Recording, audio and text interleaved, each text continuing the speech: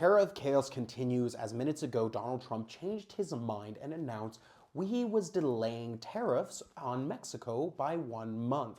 This happened after a phone call with Claudia Sheinbaum, the president of Mexico. Mexico had announced that it was going to pursue its retaliatory tariffs to be announced on Sunday in a public speech by President Claudia Sheinbaum. But I think it's really important that you understand this not as a success or Trump blinking and backing down.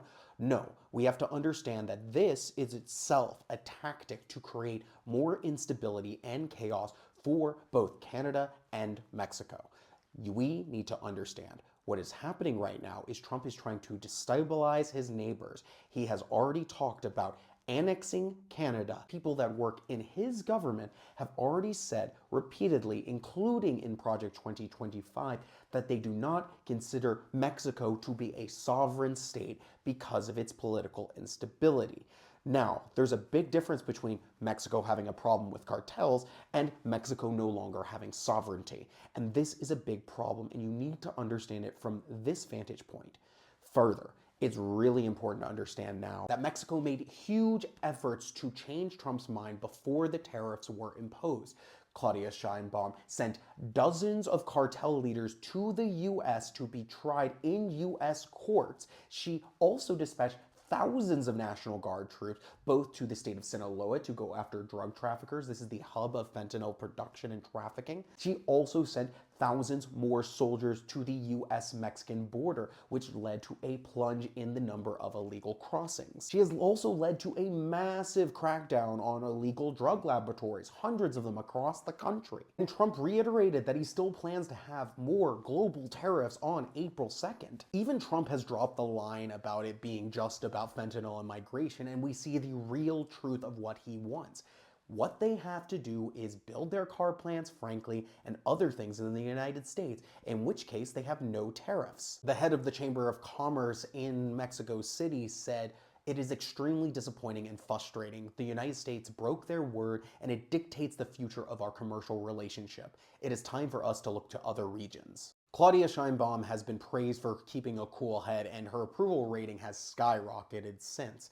She has stated that we don't want to enter into a trade war that only affects the people. And business owners in Mexico say the same thing, that it will be, quote, disastrous for Mexico. This is not the first attack on Mexico by Trump. In his first term, he also levied tariffs against Mexico, and Mexico responded with surgical tactical tariffs against specific things in Republican districts, such as Kentucky bourbon. Mexico won that battle and tariffs were lifted after a year. The president of the Council of Industrial Chambers of the state of Jalisco, one of the largest exporters of food and beverages, stated, "We saw this coming, and this means we will pursue rearrangements for our exports. We will end up exporting to Europe, Asia, or anywhere else." Jesus Saladandia, coordinator for a business group on the border, said they are analyzing whether they will move to Central America, to southern parts of the country, or if they will return to the United States, or if they will automate or roboticize certain production lines. All of this is being considered. It's also very important to understand that Mexico is very dependent on the U.S. as an export market, with 75% of their exports going straight into the United States. You can even see how Trump brags about the delay on Truth Social, that he thinks he's doing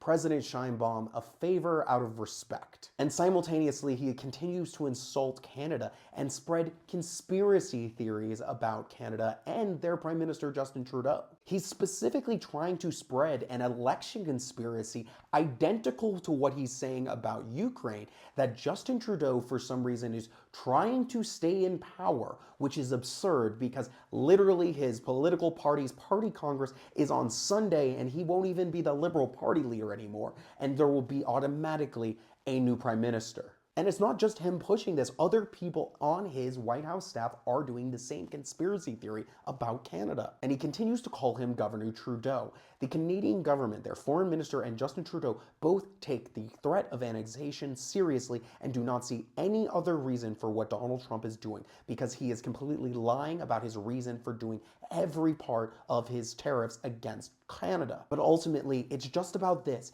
It's just about him trying to force countries to do what he wants and force companies to relocate back into the US. And he wants that to be the end point. So he will continue doing these delays to create more chaos and more uncertainty for businesses to force them to move to the US. And this one really captures how much he even cares about his own people. To the great farmers of the United States, get ready to start making a lot of agricultural product to be sold inside of the United States. Tariffs will go on external product on April 2nd.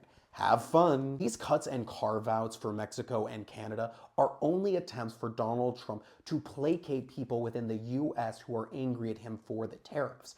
If you back down, he will continue doing this every 30 days for the rest of his term until he gets exactly what he wants, which is clearly the annexation of Canada, several other territories, and complete control over the state of Mexico. It is deeply important that you understand that this is the game. There is a reason why Canada says, unless all the tariffs are removed, we are continuing our retaliatory tariffs, because that is what needs to happen right now. Until Donald Trump stops his trade war, there is no backing down from the trade war, and all countries who are being affected about it. And don't think it's not affecting your country as well, as several of these tariffs are on a global level. The news is just focused on the most large ones in the largest economies and partners of the US.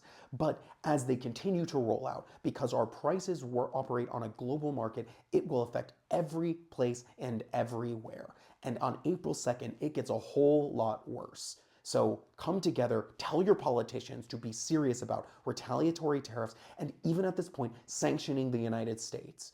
It is vital, or else we will have an even more destabilized world, and it will be regular people getting harmed in this, not billionaires like Donald Trump and Elon Musk. Now, please do some engagement, or else nobody's going to see, and I'm not going to get paid. Thank you.